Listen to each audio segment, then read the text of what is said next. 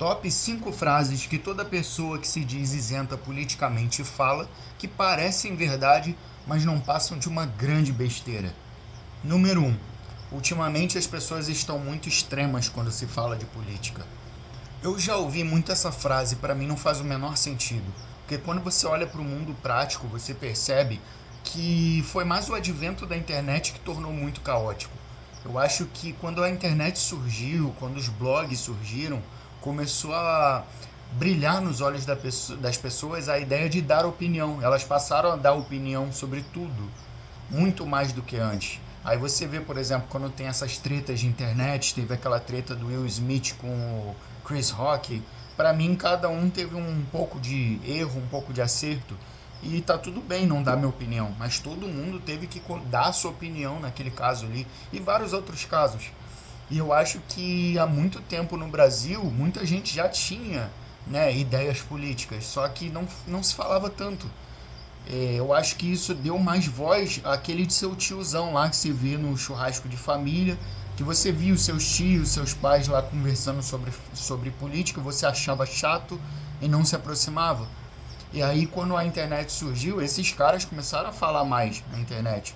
E aí quando o Jair Bolsonaro surgiu, você pode não gostar dele, é uma opção sua, mas ele foi o primeiro conservador a chegar na presidência da República. Então essa galera que ficava falando lá no churrasco sobre política, automaticamente migrou para a internet e começou a dar mais voz para essa galera. A segunda frase é: o problema é a polarização. Eu acho que o problema é você que se incomoda com barulho. Porque se você tá na internet, você tem que entender que vai ter barulho. Eu acho que se você procurar paz, você tem que subir um morro, meditar, fazer a caminhada, fazer qualquer coisa que não seja a internet. A internet vai ter barulho.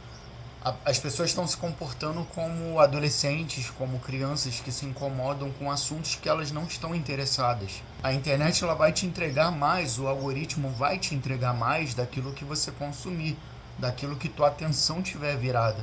Então, se você não se interessar por determinado assunto, é só ignorar.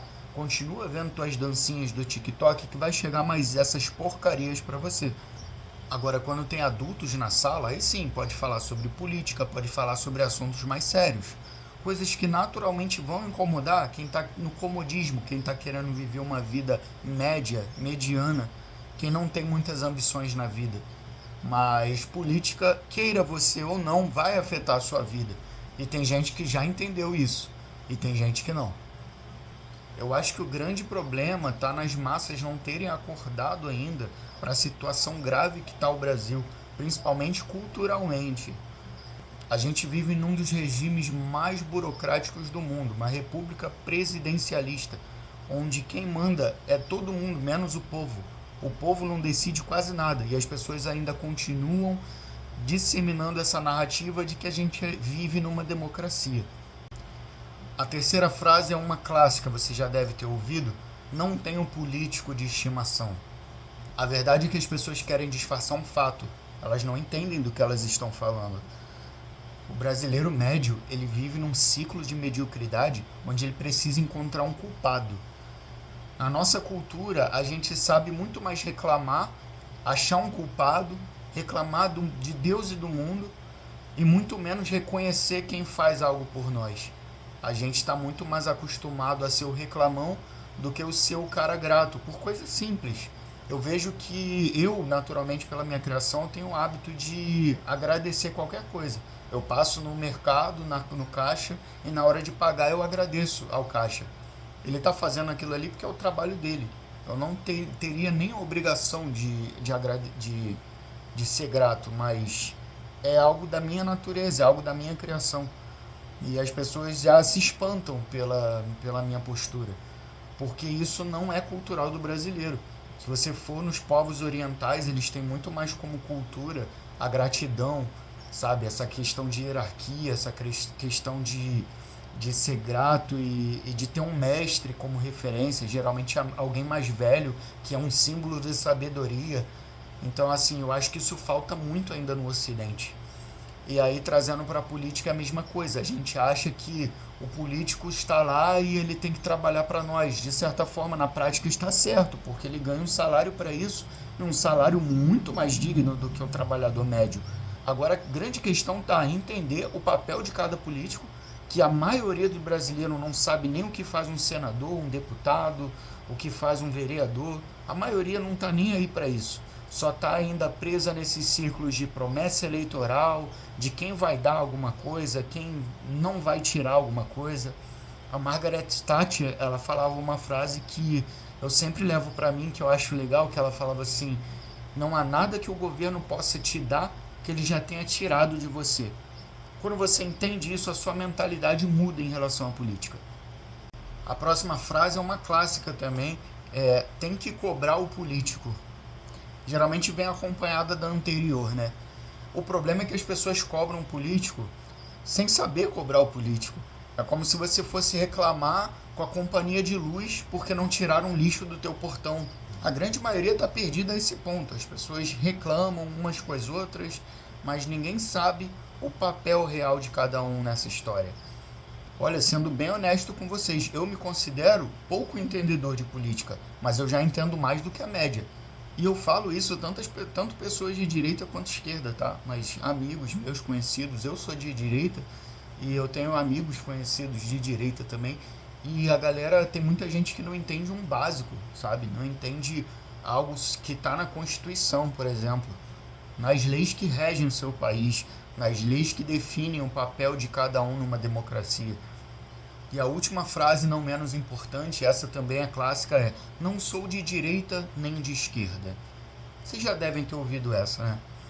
Uma moeda, ela tem dois lados. Não adianta. Isso foi desenhado, na verdade, para controle social.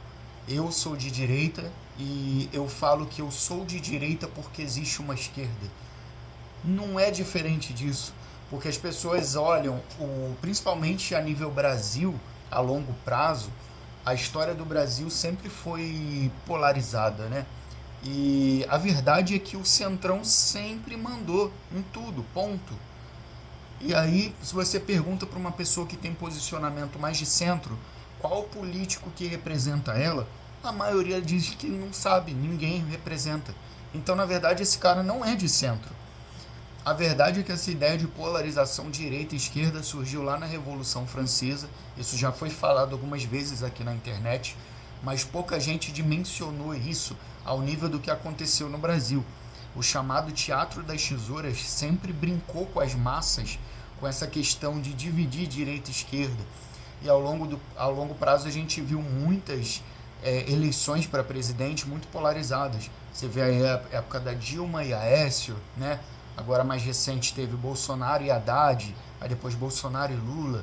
Então, assim, sempre foi muito polarizado, dividido meio a meio. Mas se você vê, antes do surgimento do Bolsonaro e dele bombar nas pesquisas e ganhar em 2018, existia uma falsa direita e uma falsa esquerda, porque eles se revezavam no poder. Tanto que, quando Dilma e Aécio disputaram, descobriu-se que eles dividiam praticamente o mesmo marqueteiro. Você pode ver que, por exemplo, hoje o vice do Lula é o Alckmin. Os caras que degladiavam muito na TV, falavam um mal do outro. O Alckmin cansou de falar que o Lula estava voltando para a cena do crime. Então, assim, hoje ele é aliado do Lula. Por quê? Porque o sistema se uniu para combater, como se eles fossem anticorpos e Bolsonaro vírus. A verdade é essa, que a verdade é que muita gente que está com cabeça de adolescente ressentido ainda não quer assumir. Eu não prometi nesse vídeo que eu ia agradar você, eu prometi que eu ia trazer fatos. Então, se você tem algum ponto a acrescentar, a discordar, comenta aí no vídeo e vamos movimentar, porque esse ano tem mais eleição e o assunto é sério, galera.